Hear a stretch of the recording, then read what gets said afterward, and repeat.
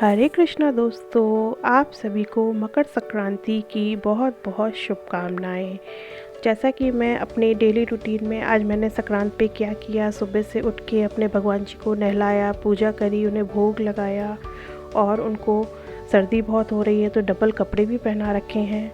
उसके बाद सब दान पुण्य के लिए खिचड़ी वगैरह जो भी सामान लगता है वो सब मैंने निकाल के 3 प्लेट्स रेडी करी, जो मेरे हस्बैंड ने, मैंने, मेरे बेटे ने किया, और ये 14 डब्बे और पापड़ मैंने। इसके बाद मैंने खिचड़ी भिगो रखी थी जो कि मूंग की दाल और दाल को मिलाकर मैंने बनाई थी। ये सब दान पुण्य करने के बाद मैंने खिचड़ी गरम गरम बनाई, सभी सब्जियां डाल के, पापड़, हलवा, चटनी ये सब बनाया।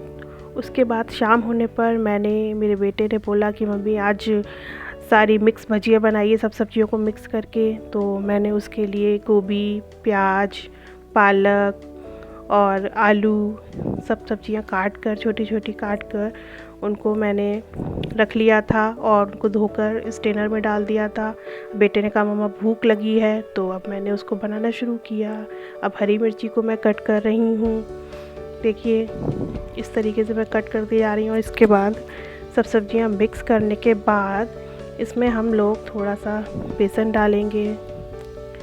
बेसन डालने के बाद जितना भी आपको लगता है आप उसको मिक्स करके देखिए, कैसा आपको कम ज़्यादा लग रहा है उस हिसाब से आप उसको मिक्स कर लीजिए। थोड़ा सॉल्ट डाला, सॉल्ट के बाद थोड़ी सी लाल मिर्च पाउडर, इसको फिर हमने मिक्स कर लिया। थोड़ा पानी की कमी थी तो इसमें हमने पानी भी मिक्स करके उसको ऐसा कर लिया कि वो आपस में बेसन उस सब्जियों में चढ़ जाए और चिपक जाए उससे। इस तरीके से हमने सभी कुछ मिक्स कर लिया। बेटा बहुत दिनों से कह रहा था कि मम्मा मिक्स भजिया बनाइए, मिक्स भजिया बनाइए, लेकिन मैं ही नहीं बना रही थी क्योंकि मुझे पता था संक्रांत पे बनाना ही है। तो मैं संक्रांत का ही वेट कर रही थी कि संक्रांत आएगी तो उस दिन बेटे को ये बना के खिलाऊंगी। तो इस तरीके से हमने इसका सब सब्जियों को मिक्स करके एक पेस्ट बना लिया और फिर पेस्ट बनाने के बाद इसको रेडी करके रख दिया। फिर कढ़ाई को गरम करके उसमें थोड़े छोटे छोटे इस तरीके से पकोड़े डाले मैंने। बेटा तो बस वेट कर रहा था कि मम्मी कब फ्राई करके इनको निकालें और खाएं। उसके बाद हम लोगों ने चाय भी रख दी थी एक तरफ। हस्बैंड बोले थे कि चाय भी बना लो, तो चाय भी बन रही थी साथ में। तो ये जब तक पकोड़े फ्राई हो रहे थे तो मैंने सोचा चलो चाय बना लेती हूँ। चाय रख दी थी एक तरफ और फिर इनको जब एक तरफ से पकोड़े हो गए तो दूसरी तरफ से मैंने इनको पलट दिया। इसी तरीके से इनको आप पलट कर ब्राउन करने तक तल लेते हैं और इनको निकाल लेते हैं। पकोड़े सच में बहुत ही क्रिस्पी और यम्मी बने थे, सभी लोगों ने बहुत अच्छे से खाए। फिर ये देखिए रेडी हो गए मेरे पकोड़े। उसके बाद हम लोगों ने सोचा चलो प्लेटिंग कर ली जाए, तो फिर हम लोगों ने, और चाय भी रेडी हो चुकी थी, हमने और हमारे बेटे ने मिलके प्लेटिंग करी जिसमें पकोड़े, चटनी, चाय सभी कुछ मैंने रखा। इसके बाद शाम की तैयारी भी कर दी थी। तो ये तो 4 बजे करीब हम लोगों ने चाय और थोड़े थोड़े पकोड़े खा लिए थे। फिर शाम को मैंने चने की दाल को पीस लिया और मैंने सोचा हुआ था बहुत दिनों से कि कल मैं बड़े बनाऊंगी। तो चने की दाल को पीसा, उसमें जीरा, हरी मिर्ची वगैरह ऐड किया, धनिया ऐड किया। उसके बाद इसमें एज़ पर टेस्ट थोड़ा सा सॉल्ट मिक्स करते हैं, थोड़ा चिली पाउडर वगैरह सब कुछ मिक्स करके, जीरा पाउडर वगैरह मिक्स करके हमने इसका एक पेस्ट तैयार कर लिया। ये पकोड़े भी आप लोग ज़रूर बनाइएगा और बहुत ही टेस्टी पकोड़े बनते हैं। मेरी मम्मा ने मुझको सिखाए थे ये पकोड़े बनाना, बहुत टेस्टी पकोड़े बनाती हैं मम्मा मेरी। तो आप भी ये पकोड़े ज़रूर बना के देखिएगा। हम लोगों ने बनाए थे, ये बहुत ही यम्मी पकोड़े बने थे। इसमें मैंने नमक वगैरह मिक्स करके सब कुछ रेडी कर लिया था। हाँ, इसमें मैंने प्याज नहीं ऐड किया था। इसमें आप प्याज भी ऐड कर सकते हैं लेकिन मैंने नहीं किया क्योंकि मुझे अपने लड्डू गोपाल जी को भोग भी लगाना था, इसलिए हमने इसमें प्याज ऐड नहीं किया। जो भी इंग्रेडिएंट मैंने इसमें डाले हैं मैं इसको ऊपर मेंशन करूँगी, वो आप ज़रूर देखिए और इसको ज़रूर ट्राई कीजिए। इसका पेस्ट हम लोगों ने रेडी कर लिया। उसके बाद मूंग की दाल छिलके वाली भिगोई हुई थी वो भी तैयार करनी थी, तो उसका भी पेस्ट हम अभी आगे चल के रेडी करेंगे, लेकिन उसमें भी हम प्याज नहीं ऐड करेंगे। इस तरीके से हमने इसमें सारे मसाले ऐड कर लिए। अब नेक्स्ट हम लोग मूंग की दाल ले लेते हैं। मूंग की दाल में हम लोगों ने ये देखिए पीस लिया है, सुबह भिगो दी थी मैंने, शाम को इसको पीस के रख लिया। इसमें नमक थोड़ा ऐड किया। ये हमारे पकोड़े मूंग की दाल के हमारे ससुराल में बनते हैं, झांसी में। बनाती थी पहले, लेकिन इस टेस्ट से नहीं बनाती थी। इसमें थोड़ा सा धनिया पाउडर डाला मैंने, थोड़ी सी लाल मिर्च डाली, थोड़ी सी हरी कटी हुई मिर्चें डाली। उसके बाद हम इसमें ले लेंगे थोड़ा सा धनिया। धनिया आप इसमें ज़्यादा डालेंगे तो और भी ज़्यादा टेस्टी बनेंगे ये पकोड़े। तो धनिया आपके पास मैक्सिमम जितना हो आप ज़्यादा से ज़्यादा डाल के इन पकोड़ों को बना सकते हैं। धनिया तो किसी भी चीज़ में अच्छी लगती है। उसके बाद हम लोग इसमें थोड़ा सा बेसन ऐड करेंगे। बेसन ऐड करने के बाद इसमें थोड़ा हम इसको मिक्स करेंगे और इसमें खड़ी धनिया के दाने डालेंगे। जब ये पकोड़े खाओ तो इसमें खड़ी धनिया के दाने जब आते हैं मुंह में, बहुत अच्छा टेस्ट आता है। यकीन मानिएगा, आप लोग भी इस चीज़ को ऐड करिएगा, बहुत अच्छा लगता है इसे खाने के बाद। प्याज मैंने इसमें बिल्कुल नहीं डाला है, क्योंकि आपको पहले भी बता चुकी हूँ भगवान जी का भोग लगाना है, तो पहले हम लोग साफ़ कढ़ाई में भगवान जी के लिए बना लेंगे। उसके बाद हम लोग प्याज इसमें ऐड करेंगे। चलिए फिर इसको इस तरीके से हमने मिक्स कर लिया है चारों तरफ से, जिससे कि दाल अगर गीली है तो बेसन डालने से वो थोड़ा सा उसके अंदर ठहराव आ जाता है और पकोड़े अच्छे क्रिस्पी बनते हैं। इसके बाद हमने दोनों पेस्ट अपने तैयार करके रख लिए हैं। अब चलिए गैस की तरफ चलते हैं और कढ़ाई चढ़ाते हैं। यहाँ देखिए मैंने लो फ्लेम पे अपनी गैस ऑन करी और वहाँ पर कढ़ाई को चढ़ा दिया। साफ़ तेल है, साफ़ कढ़ाई है।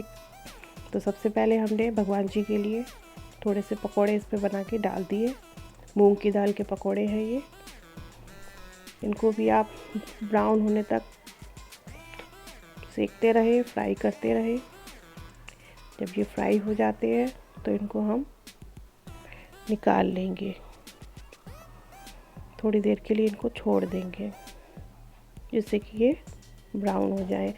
गैस की फ्लेम आपको लो मीडियम रखनी है, ना हाई होनी चाहिए ना लो होनी चाहिए। लो होने पर ज़्यादा देर लगेगी, हाई होने पे आपके पकोड़े अंदर से तो कच्चे रह जाएंगे और ऊपर से ज़्यादा टाइट हो जाएंगे और ज़्यादा रेड हो जाएंगे, जिससे कि पकोड़े का टेस्ट नहीं आएगा। इसलिए मैंने इसको लो मीडियम फ्लेम पर ही इसको फ्राई किया था।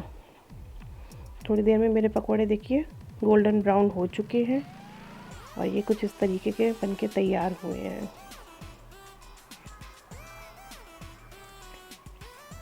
इसके बाद दूसरा बैटर उठाएंगे चने की दाल का, जिसके लिए मैंने आपको बताया था कि मैं कलमी बड़े बनाऊंगी। तो इस तरीके से कुछ दाल तैयार होती है और इसको हम अपनी हथेली पे रखकर इस तरीके से गोल गोल टिक्की जैसी बना लेते हैं और इसको धीरे से करके फ्राई कर लेते हैं। इस तरीके से आपकी कढ़ाई में जैसा भी तेल है, जितना आपके पास, जैसी कढ़ाई छोटी बड़ी, उस हिसाब से आप उसमें इस तरीके की टिक्कियाँ बना के रख सकते हैं। इधर मैं बना रही थी, इधर हस्बैंड और बेटा दोनों वेट कर रहे थे कि कब लेके आएंगी जल्दी से बना के। तो मैं जल्दी जल्दी में करे जा रही थी। बेटे को ज़्यादा भूख लग रही थी क्योंकि वो नीचे से खेल के आया था, उसकी स्केटिंग क्लास थी तो स्केटिंग करके आया था, तो इसलिए उसे ज़्यादा भूख लग रही थी। पकोड़े बन रहे थे तो वो पकोड़े का ही वेट कर रहा था। इस तरीके से हम कलमी बड़े बना लेंगे। एक एक करके टिक्की मेरी एक क्वार की कढ़ाई में मेरे करीब 5 कलमी बड़े आ गए थे। इस तरीके से हमने बना लिए। इसको भी आप जब तक ना छेड़ें कढ़ाई में, जब तक वो नीचे से उनके परत एक फ्राई ना हो जाए। अगर आप कच्चे में इसको छेड़ देंगे तो वो आपके पकोड़े फट जाएंगे और पकोड़े अच्छे नहीं बनेंगे। इसलिए आप इनको थोड़ा सा फ्राई होने के लिए थोड़ा समय दें। ये देखिए थोड़े फ्राई हो गए थे, तब मैंने इनको धीरे धीरे करके एक एक करके पलट लिया। इनको भी आपको गोल्डन ब्राउन होने तक लो मीडियम फ्लेम पर ही सेकना है। आप ये पकोड़े ज़रूर ट्राई करिएगा, बहुत अच्छे लगते हैं, एकदम क्रिस्पी बनते हैं। इन पकोड़ों को हम थोड़ा आधा कच्चा ही निकाल लेंगे, इनको पूरा फ्राई नहीं करेंगे क्योंकि हमें इनको कट करना है। कलमी यानी कि बड़ों को कलम करके बनाया जाए, यानी कि उनको काट के दोबारा से फ्राई किया जाए, इसलिए इन बड़ों का नाम कलमी बड़े होता है। इसलिए आप इनको ऐसा ही हल्का हल्का फ्राई करके इनको हम एक प्लेट में निकाल लेंगे। ये देखिए मैंने इस तरीके से इनको निकाल लिया है। फिर मैंने अपनी चॉपर प्लेट पर इनको कट करना स्टार्ट कर दिया। पकोड़ों को अभी बहुत गर्म है, अभी भी इसमें से देखिए आप भाप निकल रही है। एक एक करके मैंने जितने भी पकोड़े बनाए थे उनको कट कर लिया 1 बाय 1। ये पकोड़े तो आप यकीन मानिए सबको आज बहुत पसंद आने वाले हैं, क्योंकि फ़र्स्ट टाइम मैं बना रही हूँ। बनाए नहीं थे, बनाने की कई बार सोचती थी लेकिन बना नहीं पाती थी, कभी कुछ बन जाता था। इसलिए मैंने आज इसको फ़र्स्ट टाइम ट्राई किया है। आप भी ज़रूर ट्राई करिएगा। ये कट हो चुके हैं। अब हमारा जो पेस्ट था भगवान जी का बन चुका है, इसलिए अब इसमें हम अनियन मैंने चॉपर में कट कर रखा था तो मैं इसको इस पर मिक्स कर लूँगी। बाकी तो सब कुछ मिक्स है, बस इसमें अनियन मिक्स करना रह गया था। इसमें मैंने थोड़ी अदरक भी डाल दी थी, जिससे पकौड़ों में अदरक का टेस्ट भी बहुत अच्छा आता है। तो इस तरीके से हम इसको प्याज भी डाल के अच्छे से मिक्स कर लेंगे कि प्याज हमारे पूरे पेस्ट में अच्छी तरीके से मिक्स हो जाए, और रेडी कर लेंगे। उधर कढ़ाई पे थोड़ी देर में हम लोग वो जो पकौड़ों को बड़ों को कलम करके रखा है उनको भी हमें फ्राई करना है। चलिए इनको भी फ्राई कर लेते हैं धीरे से। इस तरीके से 1 बाय 1 हम कढ़ाई में इनको ऐड करते चले जाएंगे और इनको लो मीडियम फ्लेम पर इसको भी फ्राई कर लेंगे। इस बार हम इनको थोड़ा सा पहले से ज़्यादा फ्राई करेंगे, जिससे कि इनका अंदर से ये और अच्छी तरीके से सिक जाए। बहुत ही टेस्टी लगते हैं ये पकोड़े भी खाने में। कि ज़रूर आप लोग ट्राई कीजिएगा और मुझे बताइएगा कैसे लगे आपको ये पकोड़े बना के। इस तरीके से देखिए कि थोड़े से उससे पहले वाले से ज़्यादा डार्क ब्राउन है। इस तरीके से हम निकाल लेंगे। इसको निकाल लिए हैं। अब हमने जो थोड़ी सी और बैटर बचा था उसकी 2 बड़े और डाल दिए। इसमें प्याज वाला बैटर और तैयार हुआ था मूंग की दाल वाला, वो वाले पकोड़े भी डाल लेते हैं, क्योंकि अब भगवान जी के बन चुके हैं और पीछे से ऋषि बहुत शोर मचा रहा था कि मम्मी दो मम्मी दो। तो बस जल्दी जल्दी फटाफट में बना ही रही थी। तो अब हमारे ये वाले पकोड़े भी तैयार होने वाले हैं कुछ देर में। इस तरीके से हम ये पकोड़े भी अपने कढ़ाई में हमने सब ऐड कर दिए। पकोड़े कोई भी हों, जब तक उस पर नीचे परत ना बन जाए उनको नहीं छेड़िए, छेड़ने से वो फट जाते हैं। तो उनको थोड़ा सा एक परत आ जाने दीजिए। इस तरीके से हम अपने ये वाले पकोड़े भी फ्राई कर लेंगे। इसके बाद मैंने भगवान जी को अपने भोग लगाया, जो भोग का इंतज़ार कर रहे थे। तुलसी पत्र रख के भगवान जी को भोग अर्पण किया। शाम का टाइम था, आरती मैं पहले ही कर चुकी थी। जब पकोड़े बनाए तो मैंने कहा चलो भगवान जी के लिए भोग लगा देते हैं भगवान जी को। उसके बाद हम बाहर आए तो देखा ऋषि को मैंने कॉफ़ी बनाने का काम दिया हुआ था, तो वो कॉफ़ी फेंट रहा था। बहुत मेहनत करी है मेरे बेटे ने कॉफ़ी बनाने में, दिखा रहा है देखिए किस तरीके से। यहाँ मेरे पकोड़े दूसरे प्याज वाले वो भी रेडी हो गए हैं, अब बस खाने की देर है। तो इस तरीके से हम लोगों ने ये वाले पकोड़े भी अपने रेडी कर लिए। इस तरीके से शाम को 4 बजे करीब हमने मिक्स भजिया बनाई थी, वो थोड़ी थोड़ी खाई, 4-4 5-5 पकौड़ी। उसके बाद फिर हम लोग सब नीचे चले गए थे, थोड़ा सा हमारे सोसाइटी में मेला लगा था देखने के लिए। इसके बाद हम लोगों ने सब पकोड़े रेडी करके प्लेटिंग करने की कोशिश की। तो एक साइड हमारे शाम को जो भजिया बनाए थे वो रखे हैं, फिर मूंग की दाल के पकोड़े रखे हैं, ये बीच में हमारे कलमी बड़े रखे हुए हैं। इस तरीके से हम लोगों ने कलमी बड़े, मूंग की दाल के मंगोड़े और मिक्स भजिया बनाई और थोड़ा थोड़ा सब चीज़ों का टेस्ट लिया। हरी धनिया की टेस्टी चटनी पीसी थी, बहुत तीखी चटनी बनी थी उस दिन, तो मुझको और धनिया पीस कर उसमें फिर ऐड करना पड़ा, क्योंकि स्पाइसी ज़्यादा कोई खा नहीं पाता है। बेटे ने कॉफ़ी बनाई थी तो कॉफ़ी रखी।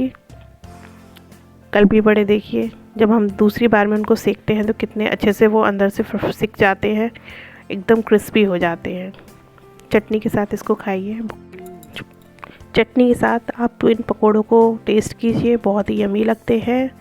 मेरे हस्बैंड और मेरा बेटा दोनों वेट कर रहे थे, तो चलिए उनके पास चलते हैं, वहीं पे अपना कॉफ़ी और पकोड़ों का आनंद लेते हैं। अगर आपको मेरी वीडियो पसंद आई हो, प्लीज़ इसे लाइक, शेयर एंड सब्सक्राइब करना ना भूलें।